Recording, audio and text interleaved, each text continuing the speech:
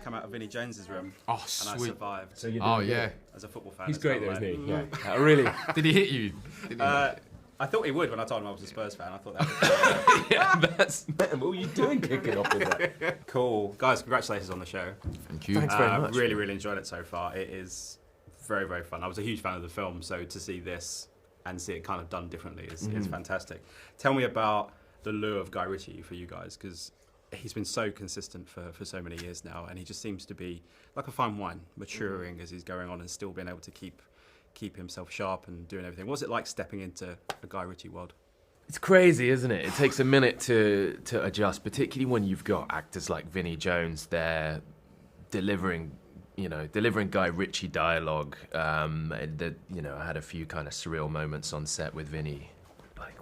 What am I doing here? Like, I've seen you be Bullet Tooth Tony, and now I'm in a scene with you. Like, how am I supposed to concentrate and do my job? But then you kind of lock into it, and this was a fun one because I think sometimes Guy can be really specific with the rhythm of his dialogue in that way that he almost kind of, invented like a sort of gangster patter. And then other times he's super free with it, and there was improvising and all sorts of craziness and shenanigans. So it was surreal, but I feel like we quickly kind of locked in and we're just like, it's a ride. You just got to go with it.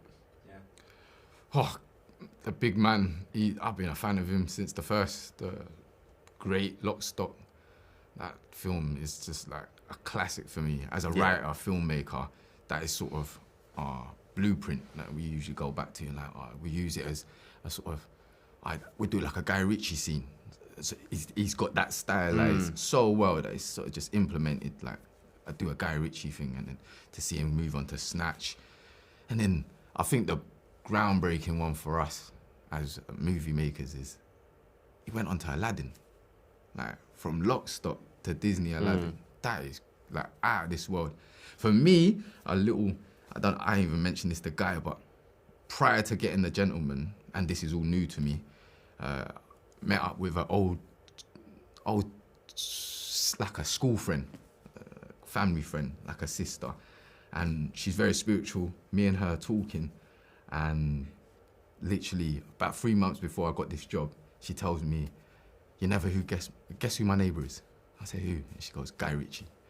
She goes, I've just come out and he's having a cup of tea outside his house. I talk to him and he tells me, oh yeah, we're neighbours, whenever you want, come round, have a cup of tea. She tells me I'm there, like, I tell my co-writer, Adam Deacon, like, I know where Guy Ritchie lives. And whenever we want, we go around there, have a chit chat with him. And then out of the blue, I land the job. So yeah, thank you, universe, thank you, universe. You mentioned it there, and I mentioned it to the guys I've interviewed so far.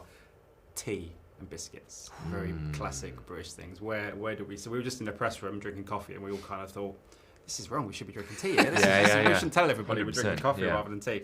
Where do you sit on tea? What's your tipple when it comes to tea and bickies? Well, it's got to be the Earl Grey for me.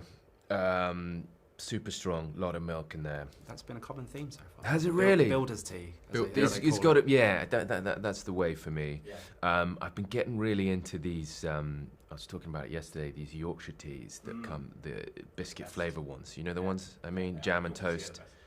Fantastic. I love that stuff. Biscuit-wise, now you're looking at a Choco Leibniz.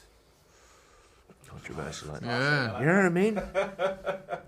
All right. Tea-wise, I like it strong.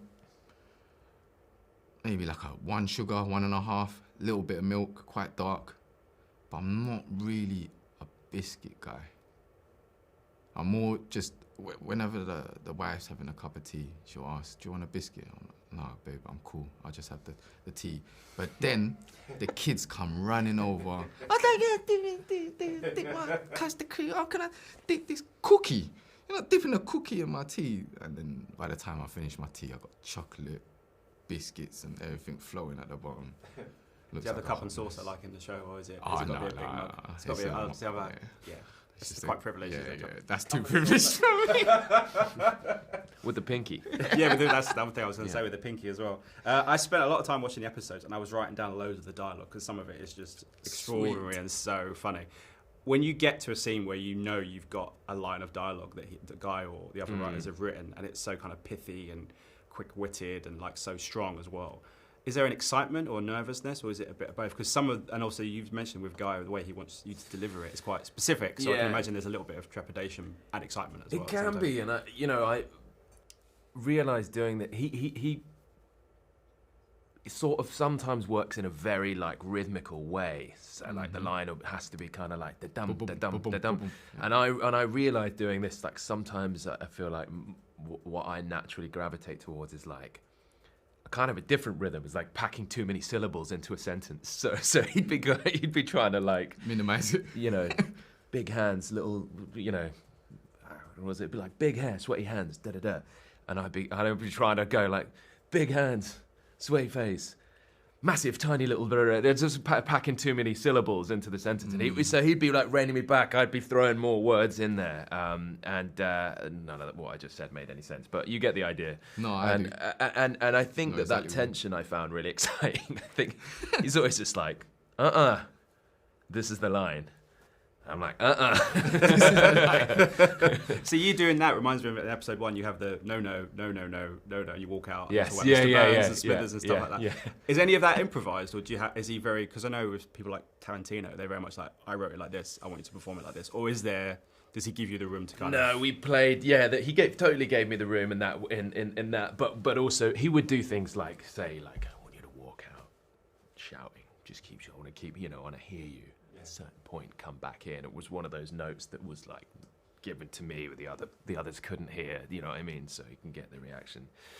So then it's like he's giving you the roadmap. He's giving you. You know what I mean? It's coming from him, but he's also giving you the license to like to do what you want. This is the destination. How you get to the destination. Sort of. It was a great. I mean, that was just like such a blast doing that. And at one point I was like nearly tipping over furniture, going to throw bar stools, and I remember him saying to me, he was like, looking at the shots, going, "Okay, you're only going to have about 8 in you, so we better get cracking." How's your relationships with chickens now? I still eat them. Yeah. Okay. I didn't know if it was I still eat them. Yeah, if you've gone vegan or something. After the traumas exactly. of what he goes through in that suit. With Peter Serafinowicz. He's amazing. Just throwing stuff at you in a amazing. Scouse accent, which I don't think I've ever heard him use before. No, I know. He is Scouse, Oh, he is? Yeah. I've only ever heard him talk kind of posh. I know. He's amazing in it, I think. And I was really like fangirling over him because, some of his sketch stuff from... what's the show that he was in? Look Around You. No, look. Yeah, Peter Serafinowicz. He has his own show as well. Right? He had his own show. Mm-hmm. Just like, I was picking his brains over his Michael Caine bits. Anyway, he's amazing, isn't he? Guys, there's so much I could talk about this show, but I've run out of time. But I have to say, it's fantastic so far. I can't wait to watch more. Thank you so much for your time. Absolute pleasure talking to you both. Thank you, sir. Thanks so much for your time. Pleasure, dude. Pleasure. You as well. Ladies and gentlemen, you're watching Hey You Guys! Hey, you guys! Hey, you guys! Hey, that's what they all say. Hey, you guys! Hey, you guys!